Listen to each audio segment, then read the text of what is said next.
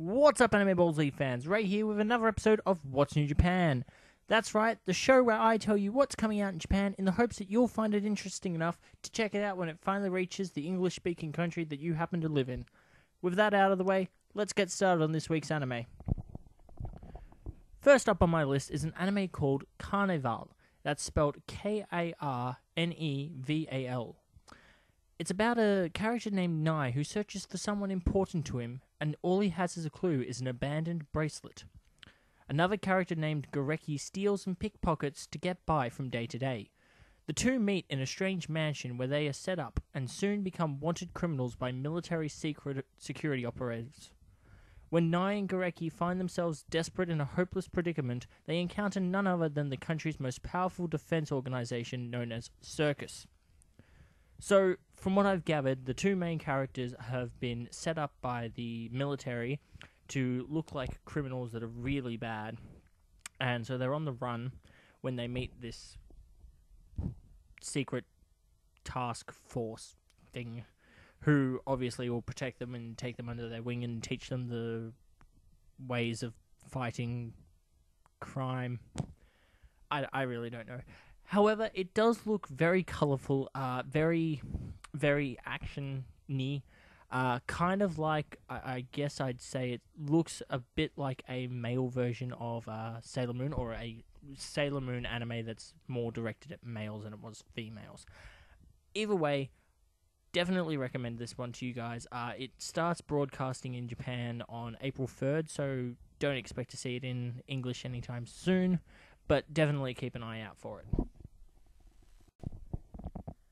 Next up on my list this week is an anime called Danshi Tumu, which is a story that centers around a 4th grade boy named Tumu who lives in an apartment complex with his mother and big sister. With his father away on a long-term work contract, Tumu gets into one misadventure after another with all his friends. It's a pretty light-hearted anime. It doesn't seem to be anything majorly psychologically traumatic in this one, but what is to note in this is there's pretty much no details released about it yet, but there has been one major detail released, and I've done the research on this. The director of this anime is none other than Watabe Ayumu, I believe is how it's pronounced. For those of you who don't happen to know who that guy is, he is most famously known for being the writer of a little-known series called Doraemon, which was massive in Japan. I think it actually did make quite an impact in the Western world. I'm not sure if it was as big as it was in Japan. I'm not sure if it was as big here as it was in Japan, but it definitely did reach the Western world. It's a huge thing over in Japan. You've probably seen it around, like the little blue flying cat thing, I think it is. I don't know, I haven't actually seen the series. But it does look like Danshi Tumu is going to be a pretty interesting series. Not interesting, but it's definitely lighthearted. If you like slice of life animes that are really lighthearted and don't have anything major going on in the background, definitely check this one out. Finally on my list for this week is an anime called Pretty Rhythm Rainbow Live, which is a sequel to Pretty Rhythm Dear My Future. It centers around the character Naru Ayase, who's an 8th grader who can see the colors of music when she listens to it.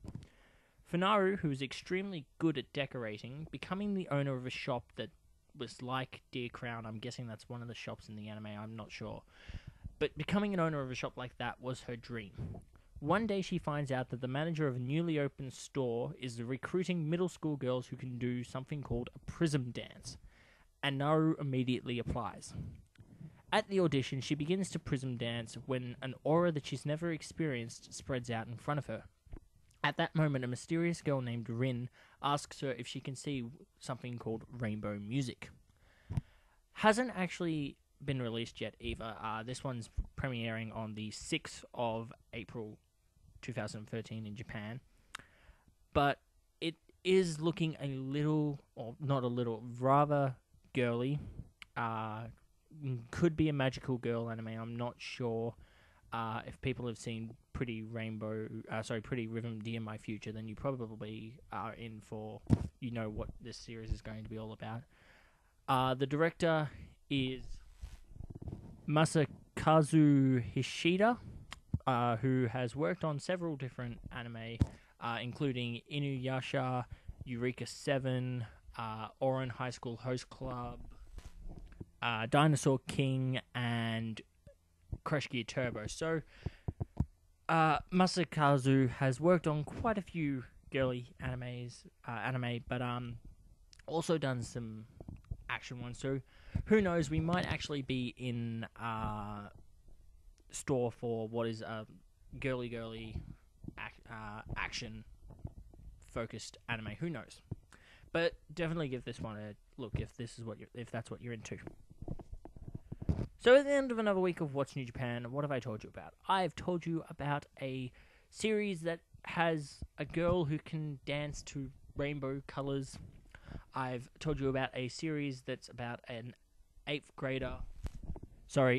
fourth grade boy who lives in an apartment complex with his family, and he has to be like the man in the house with his father away on a business contract. And I've told you about a series where the two main characters get set up by the military police to become fugitives and join a secret organization that has a circus theme, I'm guessing. Hopefully one of those appeals to your sense of taste in anime. I'm Ray. This has been another episode of What's New Japan. Catch you on the flip side. If you're down in Melbourne on the 13th and 14th of April, make sure you go down to the Melbourne Showgrounds for Supernova Pop Culture Expo. It's going to be huge. AnimeBallZ is going to be there. So if you see us walking around, feel free to come up and say hi to us. We love people who watch our YouTube videos coming up and saying, "Hey, I know you guys. You're Ray and Criddle from AnimeBallZ. I love you." And yeah, well, it keeps Criddle happy because it inflates his ego. Some of the guests that are going to be there are Yuko Miyamura, who was Oscar in Neon Genesis Evangelion, the Japanese dub, not the English dub. Vic Mignogna, who was Edward Elric in Fullmetal Alchemist, and Broly, the legendary Super Saiyan in Dragon Ball Z. Greg Sipes, who hasn't been in any anime, but is well known for his role as Beast Boy in Teen Titans, and Kevin Levin in Ben 10 Ultimate Alien. I think he also did the voice for Kevin Levin in the original Ben 10 series. I'm not sure. Criddle's the Ben 10 fan, not me. And some non-anime guests that are going to be there involve Adam Baldwin, who was Jane in Firefly, David Hasselhoff from Baywatch, as well as Dean O'Gorman, Graham McTavish, and Stephen Hunter, who were 3 of the 13 dwarves from The Hobbit. I don't know which ones. I haven't actually seen The Hobbit yet, but hey, they're going to be there at Supernova, so definitely make sure you come down and check that out. And again, we're going to be there, so why wouldn't you want to go? You could meet us. We're better than any of the guests that are coming to Melbourne for Supernova. Just make sure you're at the Melbourne Showgrounds on the 13th and the 14th of April. So yeah, see you there.